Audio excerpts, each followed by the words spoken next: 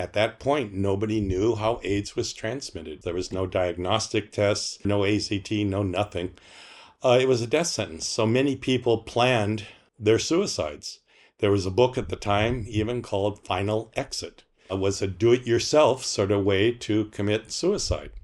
And it really went through all the steps. Basically, you get a plastic bag, you get duct tape, you get 80 Seconal tablets. You take the tablets, and then you die. I knew of many people that did that. In fact, I even had one mom who called me because she found out her son had been a client of the Spokane AIDS Network. And she said, my son died, but in his room, there's a plastic bag and duct tape and a bag of pills. And I don't know what the pills are for. And, I told her, so many people read that book, and the death that you would experience would be very, very painful.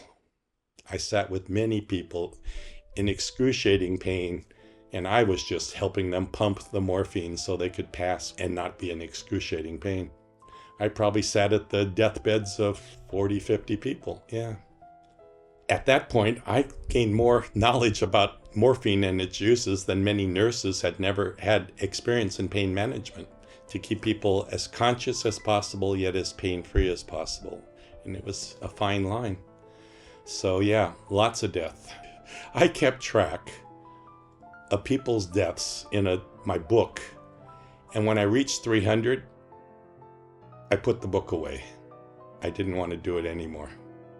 So yeah, I knew 300 people who died in Spokane in 3 years. Spokane was a basic medical center. We had 2 big medical centers, and plus it was a place where people who had left home, maybe gone to Seattle to experience the gay life, from a conservative home and conservative area, and then came home. In fact, there was even a movie, Coming Home, about coming home to die. And it really was coming home to die, because there was nothing. There was only medications to ease the pain of the opportunistic infections that people would get, but that was it. It was a very hard time, very dark time.